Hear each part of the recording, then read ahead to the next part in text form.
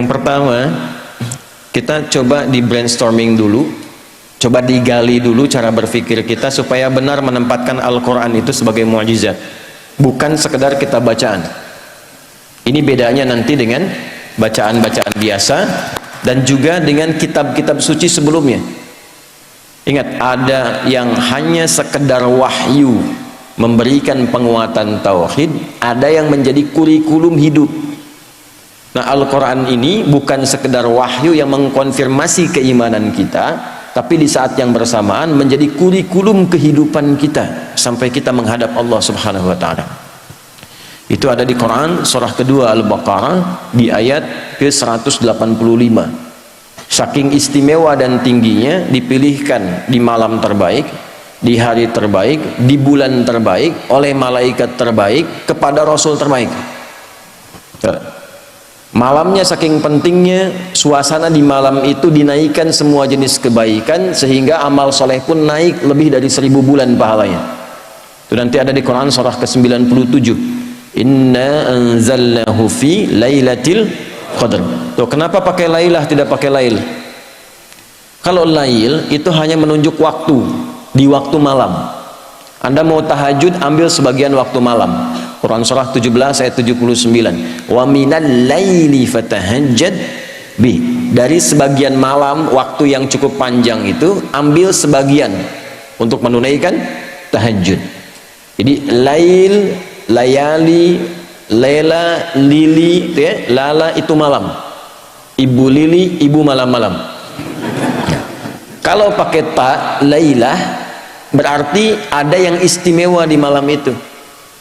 Karena itu begitu detil diksi Al-Quran itu, ayatnya ketika menampilkan inna anzalnahu fi lailatul qadr, berarti ada yang istimewa di malam itu. Ya, saking istimewanya, malamnya berubah suasananya, berubah nilai pahalanya. Wa ma adraka ma lailatul qadr, lailatul qadri khairum min alfi syahr. Bukan 1000 bulan ya, lebih dari 1000 bulan. Nanti bergantung kadar keikhlasan. Kalau yang berhitung 1000 bulan, ya dikasihnya 1000 bulan. Ya, kalau tidak pernah berhitung, Allah berikan pahala tanpa hitungan. Harinya ketika turun itu Jumu'ah, menjadi sayyidul ayyam. Bulannya Ramadan, syahrul Ramadan alladzi unzila fihil Quran. Malaikatnya ketika menerima Al-Quran langsung berubah jadi sayyidul malaikah. Ya, Jibril, Ruhul Amin. Nabi ketika menerima itu menjadi sayyidul anbiya'i wal mursalin. Tidak ada yang menerima Al-Quran dalam suasana apapun kecuali berubah jadi istimewa.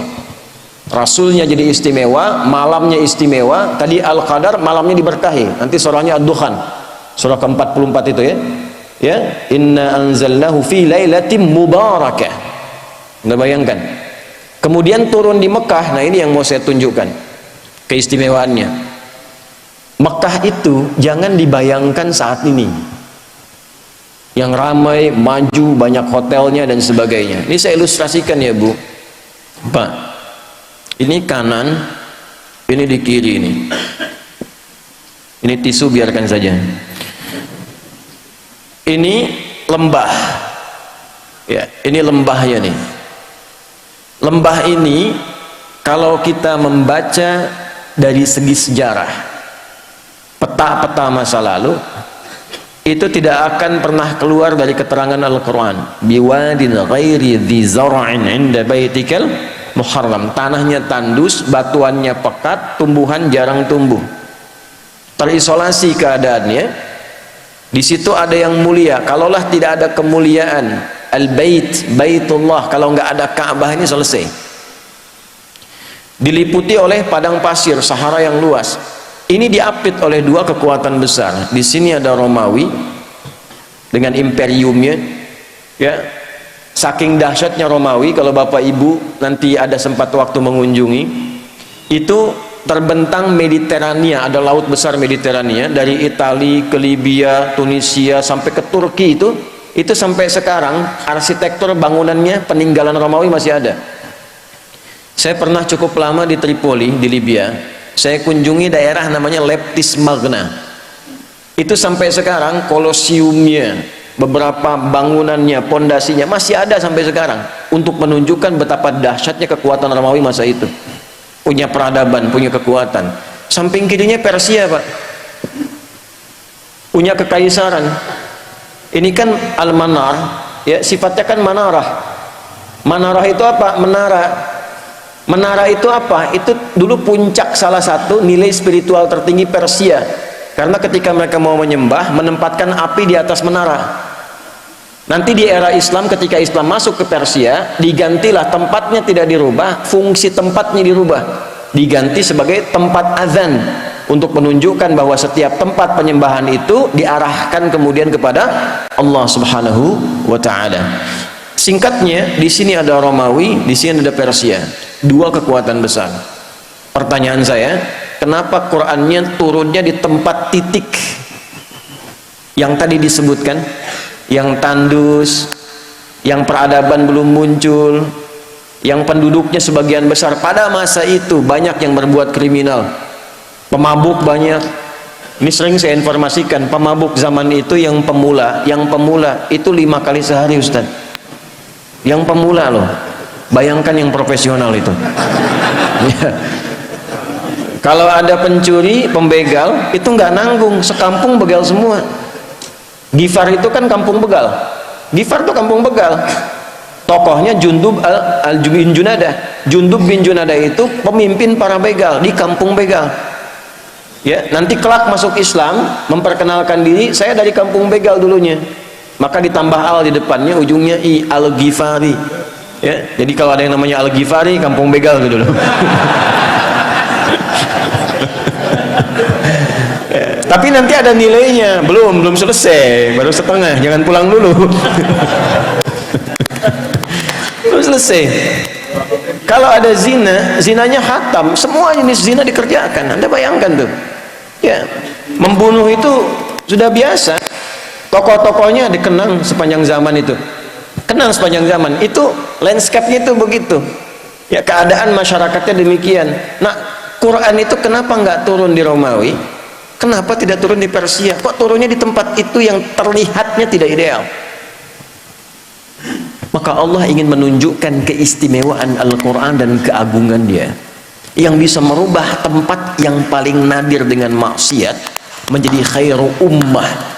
Orangnya berubah jadi orang terbaik di zamannya, tempatnya berubah jadi paling makmur yang melintasi zaman. Dan untuk menutup klaim di kemudian hari, pantas Islam pernah maju turunnya di Romawi. Untuk menghilangkan klaim di kesempatan yang lain, pantas Islam itu hebat turunnya di Persia. Tapi ketika diturunkan di tempat yang paling rendah, belum ada peradaban, belum ada kemajuan, maka Allah ingin membungkam siapapun yang menyangkal keistimewaan Al-Quran. Dibuktikan di setiap zaman, Quran diturunkan di titik yang paling rendah di muka bumi, masyarakatnya paling kontroversial, maksiatnya paling banyak, bisa dirubah oleh Quran dengan satu kilatan yang luar biasa, menjadi manusia terbaik yang dikenang sepanjang zaman. Dan itu dulu orang berubah itu dengan ayat-ayat pendek, Pak, Bu. Ibu kenal Bilal bin Rabah? Ayo, kenal di mana tuh? Ya. Bilal itu kan hafalnya baru Al-Ikhlas, coba. Tapi kekuatan Al-Ikhlas itu bisa menajamkan hatinya, pikirannya, dan memberi kekuatan pada fisiknya. Diseret oleh tuannya ke tanah lapang yang luas, dalam suasana panas yang tidak biasa. Saya ilustrasikan ya, panas di kita ini masih ada uapnya. Jadi kalau panas kita keluar keringat. Di Timur Tengah itu uapnya tipis, kalau betul-betul panas bisa hilang uap. Kalau hilang uap bukan keringat, itu langsung berubah jadi hitam, karena uapnya tipis. Jadi kalau Anda simpan kerupuk, kalau di sini mengkerut, di sana terbakar. Ya, dipanaskan batu, disimpan di dadanya dalam suasana panas, dicambuk, dikatakan irtad. Jawabannya apa? Ahad. Irtad, ahad. Irtad, ahad. Ya, kamu murtad, ahad. Enggak, Tuhan saya esa, qul huwallahu ahad. Itu kalimat satu kata di surat Al-Ikhlas menajamkan hatinya, menguatkan pikirannya, memberikan semangat luar biasa pada fisiknya. Dan datang anugerah Allah. Umar itu cuma 2 huruf berubahnya. Siapa Umar sebelum masuk Islam tuh? Anda paham semua, baca sirahnya, baca sejarahnya. Jangan dilihat Umar sekedar setelah masuk Islamnya, lihat perubahannya, bagaimana Al-Quran merubah pribadi seseorang menjadi istimewa. Itu kedahsyatan Al-Quran. Umar kan dulu luar biasa sebelum masuk Islam, bahkan berkeinginan membunuh Nabi kan. Di perjalanan yang sangat luar biasa, sebelumnya Nabi doakan diantara 2 Umar kan, memohon pada Allah kebaikan. Di perjalanan hanya mendapatkan informasi saudarinya masuk Islam. Saat sampai ke tempatnya hanya terdengar 2 kalimat dulu tuh, Toha. Anda bayangkan, Toha itu menajamkan sanubari ya, merasakan frekuensi getaran yang tinggi, itu memperlemah semangat buruknya, tiba-tiba tergetar dan berubah jadi baik. Cuman dengan Toha jadi mulia. Anda sudah Al-Kahfi, sudah Yasin, sudah Baqarahan tuh, belum bisa berubah juga. Nah ini faktornya apa? Kenapa orang dulu mendapatkan cahaya Quran begitu dalam dan merubah tampilan jadi istimewa dan langsung turun kesaksian Allah? Yang mahal tuh ini. Nanti pindah ke Quran surah ketiga Ali Imran ayat 110. Persaksiannya langsung menggunakan bentuk fi'il madhi untuk memberikan inspirasi mudhari.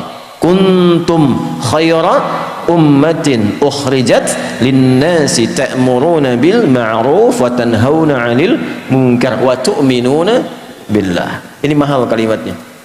Ya, kalian itu benar-benar umat terbaik yang pernah terlahir dan berkehidupan di muka bumi. Jadi teladan.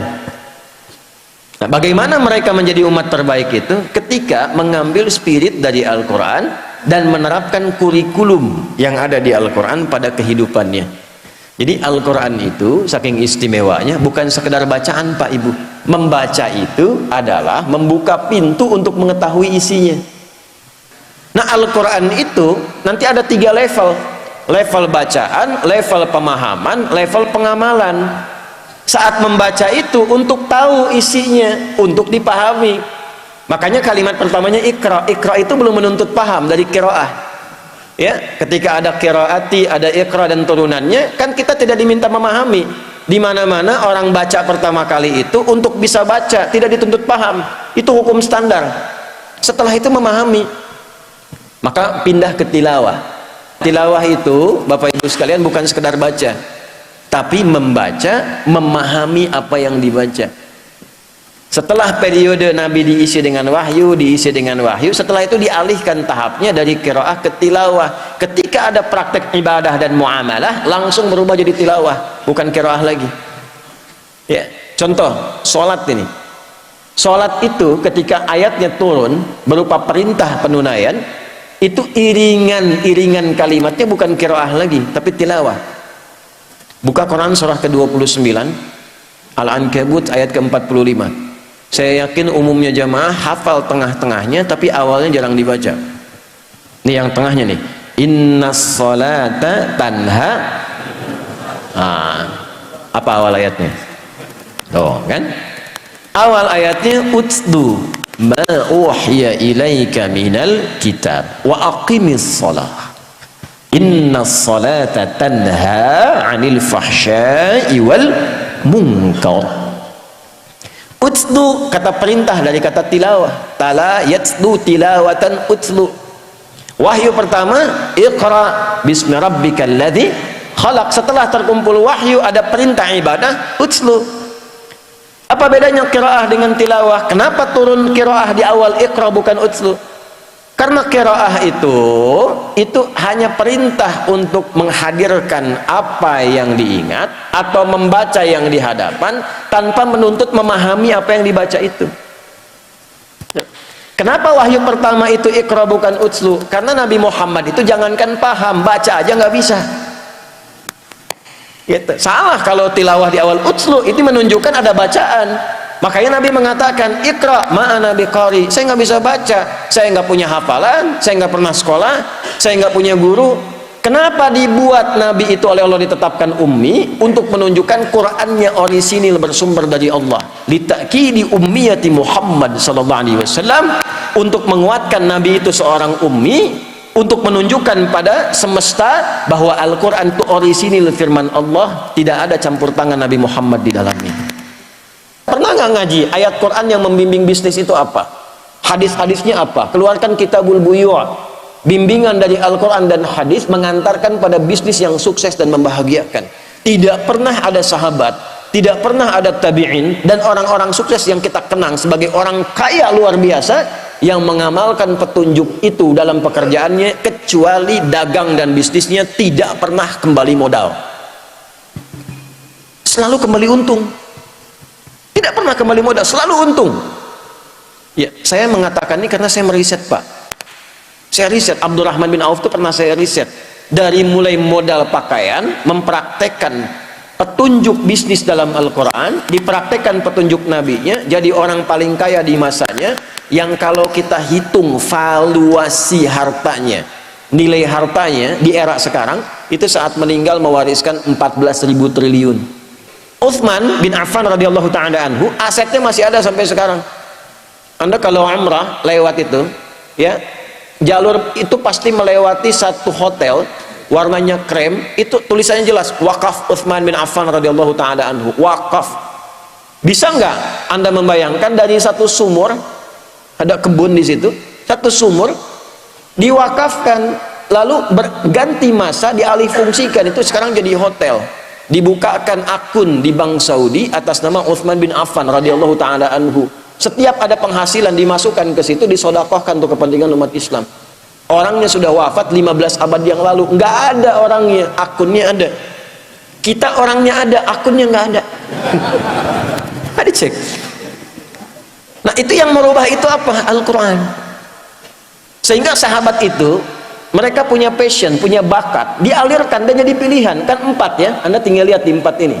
1 kedudukan, ilmu, yang kedua 3 harta, yang keempat tenaga. Anda mau pilih yang mana? Tentukan salah satu. Tentukan salah satu dari 4 ini. Ya, di kedudukan silakan. Ya, dari yang paling tinggi misalnya dari presiden, jadi gubernur, jadi wali kota sampai ke bawahnya terus gitu. Nanti lihat, belajar pedomannya bagaimana jadi pemimpin yang baik, turunkan. Maka di situ kita punya tokohnya, ada Abu Bakar, ada Umar dan turunan-turunannya, sejahtera.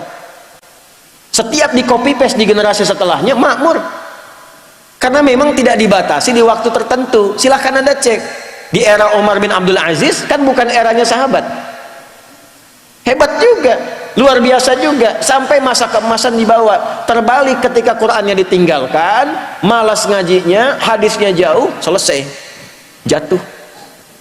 Silahkan cek dalam sejarah masa-masa keemasan orang-orang Islam pada masa itu ketika dekat dengan Al-Quran. Ulamanya masih didengar, dijaga, diamalkan, ilmuwan makin banyak, sampai ke Andalusia, sampai di Iberia, sampai Mensibwa, sampai disebutkannya peradaban Islam di Spanyol, peradaban Islam di Portugal, peradaban Islam di A, B, C dan sebagainya. Kapan? Ketika dekat dengan Al-Quran. Ketika Qurannya mulai jauh, mulai sibuk dengan dunia, jatuh. Nah, ini yang mau saya tekankan di bagian yang pertama. Ilmu silahkan, kita punya tokohnya, ada Ali bin Abi Thalib, ada sahabat Abu Hurairah radhiyallahu ta'ala anhuma jami'an, ya. Kemudian di babnya apa lagi? Harta, ada Utsman bin Affan, Abdurrahman bin Auf, ada Talhah dan sebagainya. Bab tenaga siapa? Ada Bilal bin Rabah. Apa Bilal pernah dikenal sebagai crazy rich di zaman Nabi? Tidak. Bagawan pengetahuan? Tidak. Punya kedudukan? Tidak. Apa pekerjaannya? Adzan. Tapi pernah nggak Anda mendengar begini? Bilal cemburu pada hartanya Utsman? Pernah? Tidak. Bilal cemburu pada ilmunya Ali? Pernah? Tidak. Kenapa? Karena mereka sudah memutuskan pilihan, saya memilih yang ini sebagai bekal pulang kepada Allah. Jadi nggak ada cemburu pada yang lain, karena punya jalan hidup. Saya memilih adzan, kenapa? Karena saat adzan, Allahu Akbar, Allahu Akbar, begitu selesai Nabi komen, aku mendengar suara tapak kaki Bilal itu di taman surga, dan dari teriakannya itu dipanjangkan lehernya, kata kiasan, maksudnya diberikan keutamaan dari suara adzannya. Bilal begitu dengar, adzan aja saya udah ke surga, ngapain saya capek kayak Utsman itu kan? Makanya beliau pilih itu, jadi kebanggaan. Anda bayangkan, setelah Nabi meninggal, itu dikejar-kejar, dicari Pak Bilal ada di mana, sembunyi mempertahankan passionnya, sembunyi, ditawari ketua Mahkamah Agung. itu. Anda bayangkan, itu kan penawarannya tinggi, itu hakim agung tertinggi ditawarin ngumpet di pedalaman. Akhirnya karena nggak bisa, bagaimana dirayunya? Azan aja deh, baru mau datang. Jadi tapi begitu sampai asyhadu anna Muhammad Rasulullah, pingsan karena membayangkan kenangan bersama Nabi, membayangkan keutamaan. Akhirnya balik lagi. Jadi kebanggaan, rizki kan sudah teratur, asal Anda bergerak Allah kirimkan. Profesi itu kan cuma perbedaan dalam mencarinya saja. Yang dosen, yang arsitek, yang dokter, itu cuma perbedaan dalam mencarinya. Kuota rizkinya teratur. Walladzi qaddara fahada, telah ditetapkan, diberi petunjuk, tinggal ikhtiar, rizki dapat. Jadi biasa-biasa saja. Orang dulu tuh biasa-biasa saja, menganggap Abdurrahman bin Auf biasa-biasa saja. Kata Nabi, ya, ini kalimat yang sangat viral ini. Kalimat sangat viral. Beliau itu tidak khawatir dengan orang Islam yang kaya, karena kaya itu biasa saja. Yang khawatir itu yang tak mampu memanage kekayaannya.